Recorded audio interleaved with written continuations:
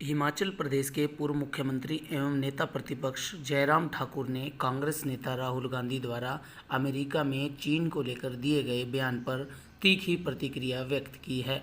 ठाकुर ने कुरुक्षेत्र के एक निजी होटल में आयोजित प्रेस वार्ता में राहुल गांधी के चीन को लेकर दिए गए बयान को गैर जिम्मेदाराना और गैर जरूरी बताया। ठाकुर ने कहा कि विदेश में जाकर भारत की मूल संस्कृति और देश की सुरक्षा के खिलाफ बोलना दुर्भाग्यपूर्ण है। उन्होंने कहा कि आखिर राहुल गांधी भी देश के नागरिक हैं। जयराम ठाकुर ने साथ ही कहा कि पहले भी राहुल गांधी ऐसी हरकतें कर चुके हैं, वे चर्चा में बने रहने के लिए इस प्रकार की बातें करते हैं। हिमाचल के पूर्व सीएम ने प्रधानमंत्री नरेंद्र मोदी की सरकार के केंद्र में 9 वर्ष पूरे होने पर कुरुक्षेत्र में क्लस्टर स्तर पर 3 लोकसभा संसदीय क्षेत्रों के कार्यकर्ताओं से बातचीत की। उन्होंने कार्यकर्ताओं में जोश भरा और महासंपर्क अभियान की शुरुआत की। इस अभियान के तहत भारतीय जनता पार्टी से जुड़े पदाधिकारी और मोर्चा प्रकोष्ठों व कार्यकर्ताओं को जिम्मेदारियां दी गई हैं कि वे 9 वर्षों के कार्यकाल के दौरान हुए कार्यों एवं योजनाओं को आम जन तक पहुंचाएं। इस मौके पर प्रेस वार्ता में कुरुक्षेत्र लोकसभा संसदीय क्षेत्र सांसद नैब सिंह सैनी, शिक्षा मंत्री कंवरपाल गुर्जर, राज्यसभा सांसद अनिल अग्रवाल, पूर्व विधायक कालका लतिका शर्मा, भाजपा जिलाध्यक्ष रवि वतान, थानेसर विधायक सुभाष सुधा, बीजेपी मीडिया इंचार्ज शैलेश वत्स मौजूद रहे। इसके अलावा भाजपा महामंत्री एवं लाडवा के पूर्व विधायक डॉक्टर पवन सैनी समेत बीजेपी के कार्यकर्ताओं ने जयराम ठाकुर से मुलाकात की। इस दौरान हिमाचल के पूर्व सीएम जयराम ठाकुर ने प्रधानमंत्री नरेंद्र मोदी के कार्यकाल में लिए गए निर्णयों, योजनाओं और कार्यों को सराहा। उन्होंने देश की तरक्की और विकास के लिए बीजेपी को जरूरी बताया। उन्होंने कहा कि भारत आज सुरक्षित हाथों में है।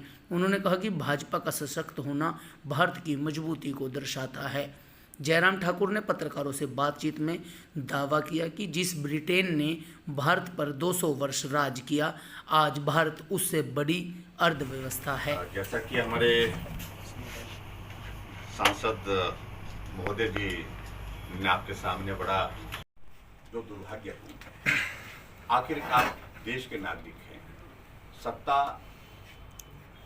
विपक्ष दोनों चीजें लोकतंत्र में चलती रहेंगी, लेकिन देश के मूल आधार के खिलाफ, मूल संस्कृति के खिलाफ, देश की सुरक्षा के खिलाफ इस प्रकार से गैर जिम्मेदाराना बयान विदेश में देना, ये सचमुच में बहुत दुर्भाग्यपूर्ण है और जिससे पूरा देश सहमत नहीं है। आज भारत सुरक्षित है, कोई माई का लाल उंगली उठा करके भारत की तरफ नहीं कर सकता है, ये मैं बड़ा स्पष्ट कर रहा हूँ। सर, आपने केंद्र सरकार की इतनी उपलब्धियां बताई, मोदी सरकार की उपलब्धियां बताई, बावजूद इसके सर पहले पंजाब से भाजपा कहीं ना कहीं अकाली दल के साथ थी, दूर हो गई, फिर हिमाचल से दूर हो गई, अब छत्तीसगढ़ से दूर हो गई।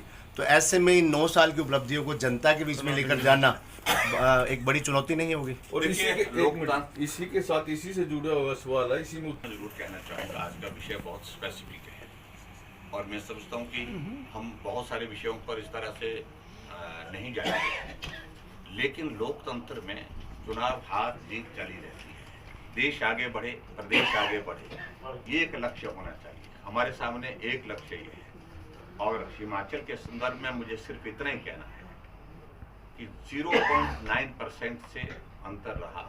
जिस प्रकार से जो कांग्रेस ने गारंटियां दी है, वो गारंटियां आज उनको गले पड़ गई हैं। आज मुख्यमंत्री सार्वजनिक कार्यक्रमों में जाने से परहेज कर रहे हैं कि लोग उनको पूछ रहे हैं कि जो गारंटी आपने दी वो क्या।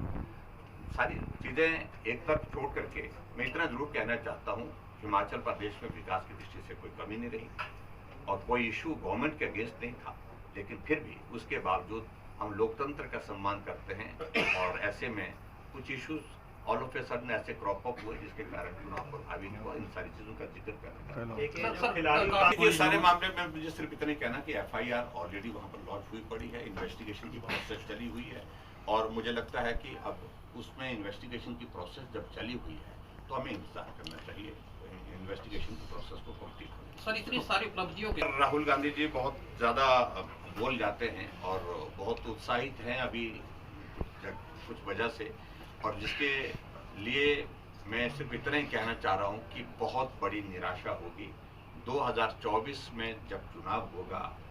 भारत में फिर भारतीय जनता पार्टी की सरकार नरेंद्र भाई मोदी जी के नेतृत्व में बनेगी और बहुत मजबूती के साथ बनेगी। जितना बहुमत आज की तारीख में है इससे कम नहीं, इससे ज्यादा। देखिए, रेल हादसा निश्चित रूप से वो बहुत दुर्भाग्यपूर्ण घटना घटित हुई है और उन परिवारों के प्रति हमारी संवेदना है। आदरणीय प्रधानमंत्री जी ने व्यक्तिगत रूप में वहां पर विजिट किया है और इसके साथ साथ में जो जिनकी दुखद मृत्यु है उनके परिवारजनों को जो मुआवजा देने की बात थी वो भी सारी चीजें घोषित हो चुकी है। हाई लेवल एक कमेटी कॉन्स्टिट्यूट हर इस घटना के लिए वो भी गठित हो चुकी है। और लेकिन इतने मैं कहना चाहता हूँ जो जिनकी मृत्यु हुई है, संवेदना परिवार के प्रति, जो घायल हुए हैं वो जल्दी जो है उनको स्वास्थ्य में सुधार हुआ, ऐसी हम कामना करते हैं। Thank you very much. किसी गरीब की मदद के लिए, गरीब की मदद और किसी विकास के कार्य के लिए अगर मैं केंद्र से 100 रुपए भेजता हूं तो जहां तक वो पहुंचना चाहिए उस व्यक्ति तक वो 15 रुपए भेजते हैं। यानी कि 85 रुपए रास्ते में ही खत्म हो जाते थे उस आदमी तक पहुंचते पहुंचते। अपना 9 वर्ष का कार्यकाल पूरा करने के पश्चात एक दशक में प्रवेश कर रही है और एक दशक में प्रवेश करने के साथ साथ हमारी यह मान्यता है कि अगले दशक की शुरुआत करने जा रही है। हमारे लिए सौभाग्य है आज के भारतीय जनता पार्टी देश की नहीं दुनिया की सबसे बड़ी पार्टी। हमारे लिए यह भी बहुत बड़ा सौभाग्य है कि देश के प्रधानमंत्री नरेंद्र भाई मोदी जी देश में ही लोकप्रिय, सर्वाधिक लोकप्रिय नहीं बल्कि पूरे विश्व के सर्वाधिक लोकप्रिय नेता में से। आज अंतर्राष्ट्रीय स्तर पर जितने भी सर्वेक्षण अलग अलग एजेंसीज के माध्यम से पूरी दुनिया में सबसे मजबूत नेता के रूप में नरेंद्र भाई मोदी, पूरी दुनिया में सबसे लोकप्रिय नेता के रूप में नरेंद्र भाई मोदी जी, ये हमारे लिए सौभाग्य की बात है। और आज इस बात को भी आप देखते होंगे कि देश के अंदर तो नरेंद्र भाई मोदी जी बतौर प्रधानमंत्री हैं, लेकिन दुनिया के सामने ग्लोबल लीडर के नाते इस प्रकार से लोकप्रिय हैं कि अमेरिका के राष्ट्रपति भी उनको ऑटोग्राफ लेने के लिए कहते हैं। बाहर विदेश में जाकर के देश के प्रधानमंत्री नरेंद्र भाई मोदी जी को भारत की संस्कृति के अनुरूप जो हम पांव छू करके आशीर्वाद लेते हैं, अभिवादन करते हैं, उस प्रकार से बाहर के देश भी नरेंद्र भाई मोदी जी के पांव छू करके आशीर्वाद देते हैं। ऑस्ट्रेलिया के प्राइम मिनिस्टर नरेंद्र भाई मोदी जी को स्वाभाविक रूप से इन सारी बातों से एक बात जाहिर होती है कि नरेंद्र भाई मोदी जी का नेतृत्व आज देश के साथ साथ में पूरे विश्व में सर्वाधिक लोकप्रिय है। और हमारे लिए सौभाग्य की बात है कि भारतीय जनता पार्टी के कार्यकर्ता के रूप में देश के प्रधानमंत्री नरेंद्र मोदी जी आज यहाँ पहुंचे हैं और अपना कार्यकाल 9 वर्ष का पूरा किया है। और मुझे ये भी जरूर कहना है कि इससे पहले आप लोगों ने इस बात को भी देखा होगा कि 10 वर्ष तक प्रधानमंत्री एक और भी रहे। मैं नाम से कोई जिक्र नहीं करना चाहता हूं उसमें, लेकिन इस बात को आप लोग देखा होगा कि भारत की पहचान खो गई थी। राष्ट्रीय अंतर्राष्ट्रीय स्तर पर भारत का महत्व बहुत कम हो गया था। आर्थिक दृष्टि से भारत के सामने बहुत बड़ी चुनौती उस वक्त थी। पूरी दुनिया में पूरे भारत की छवि जो है भ्रष्टाचार के नाते जिस प्रकार से उस वक्त हो रही थी, बहुत बदनाम हो गई थी। लेकिन अभी इस बात को देखिए, आपके 2014 आरोप केंद्र के किसी नेता के खिलाफ, एक भी आरोप आदरणीय प्रधानमंत्री जी के खिलाफ, ये हमारे लिए बहुत बड़ी सौभाग्य की बात है। और आज हमारे लिए खुशी की बात है कि भारत की इकोनॉमी लगातार ग्रो कर रही है।